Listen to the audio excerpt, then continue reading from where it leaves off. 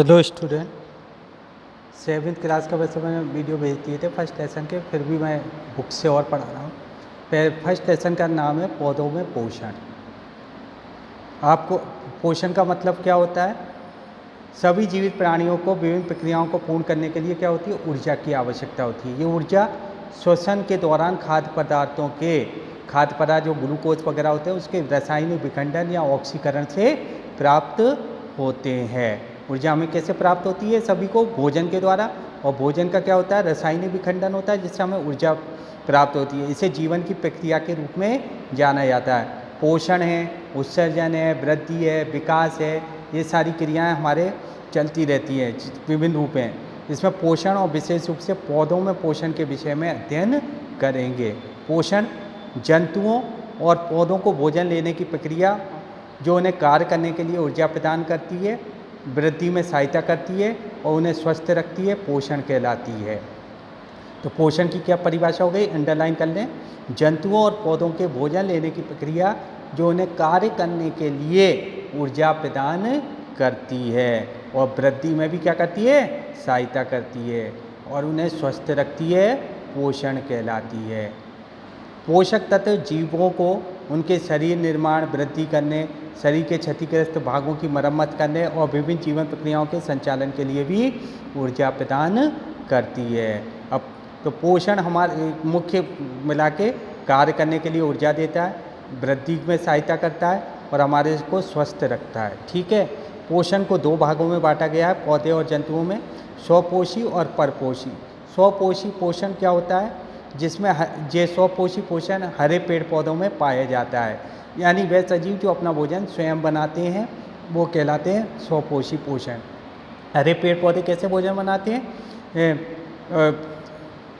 सूर्य के प्रकाश की उपस्थिति में बनाते हैं अपना भोजन। कार्बन डाइऑक्साइड और जल और पर्णहरित और सूर्य के प्रकाश की उपस्थिति में बनाते हैं। आपने देखा हरे पेड़ पौधे सूर्य का प्रकाश लेते हैं, वायुमंडल से कार्बन डाइऑक्साइड लेते हैं, और जड़ें क्या लेती हैं? जल लेती हैं, और क्लोरोफिल यानी पत्तियों में क्रिया होती है सूर्य के प्रकाश की उपस्थिति में। इसे स्वपोषी पोषण कहते हैं और इस प्रक्रिया को प्रकाश संश्लेषण की क्रिया के नाम से भी जानते हैं। प्रकाश संश्लेषण की क्रिया क्या होती है?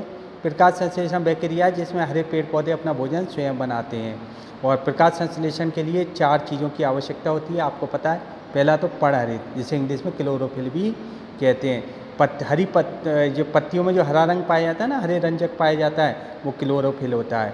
पत्तियों का हरा रंग पर्णहरित की उपस्थिति के कारण होता है, और ये पर्णहरित किस में पाया जाता है? क्लोरोप्लास्ट नामक विशेष कोशिकाओं में उपस्थित होता है। अंडरलाइन कर लेना।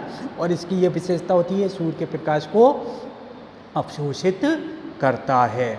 यानी पर्णहरित पहले किस पदार्थ की आवश्यकता पड़ती है? पर्णहरित। जो पत्तियों में हरे रंग का पदार्थ होता है वो पर्णहरित होता है। ये क्लोरोप्लास्ट नामक विशेष कोशिकाओं में पाया जाता है। समझ गए? हाँ, तो ये ध्यान में रखना। ठीक है। तो ये हो गया इसका। अब इसके आगे अपन आ रहे हैं हरे पेड़ पौधे। ठीक है। अब दूसरी जो चीज़ चाहिए रहती है, सूर्य का प्रकाश। सूर्य का प्रकाश ऊर्जा का स्रोत है और ये क्रिया के लिए आवश्यक क्या करता है? ऊर्जा प्रदान करता है। ठीक है। इसके बाद अपन को एक और पदार्थ चाहिए, कार्बन डाइऑक्साइड। कार्बन डाइऑक्साइड जो पत्तियों में छोटे छोटे छिद्र पाए जाते हैं, निचले भाग में स्थित होते हैं, जिसे रंध्र कहते हैं, उसके द्वारा कार्बन डाइऑक्साइड को अवशोषित करती हैं पत्तियाँ, और इस जो रंध्रों को चारों ओर से सुरक्षित रखती हैं वो कोशिका कहलाती है द्वार कोशिका। द्वार कोशिका रंध्रों को खोलने और बंद करने का कार्य करती हैं। एक चौथा पदार्थ है जल। जल प्रकाश संश्लेषण के लिए एक महत्वपूर्ण आवश्यकता है। ये मिट्टियों द्वारा अवशोषित होता है, जड़ से मिट्टी के द्वारा अवशोषित होता है। ठीक है। जड़ें भी कई प्रकार की होती है, प्राथमिक, द्वितीयक और जड़ मूल। ठीक है। तो इस प्रकार से प्रकाश संश्लेषण की क्रिया के लिए आपको कार्बन डाइऑक्साइड, जल चाहिए और पर्णहरित की उपस्थिति और सूर्य का प्रकाश, और ये भोजन बनता है जिससे स्टार्च और ऑक्सीजन बाहर निकलती है प्रकाश संश्लेषण की क्रिया में। इसके साथ समझ गए? अब आपके एक क्वेश्चन पूछा गया, हरे पौधों को उत्पादक क्यों कहते हैं? हरे पौधों को उत्पादक इसलिए कहते हैं क्योंकि ये अपना भोजन स्वयं बनाते हैं प्रकाश संश्लेषण की क्रिया के द्वारा। दूसरा क्वेश्चन, रंध्रों के क्या कार्य हैं? रंध्रों का कार्य है अतिरिक्त जल को बाहर निकालना और गैसों का आदान प्रदान करना, यानी कार्बन डाइऑक्साइड अवशोषित करना और ऑक्सीजन को बाहर छोड़ना। समझ गए? तो ये ध्यान में रखें। ठीक है, आज के लिए इतना ही। पहले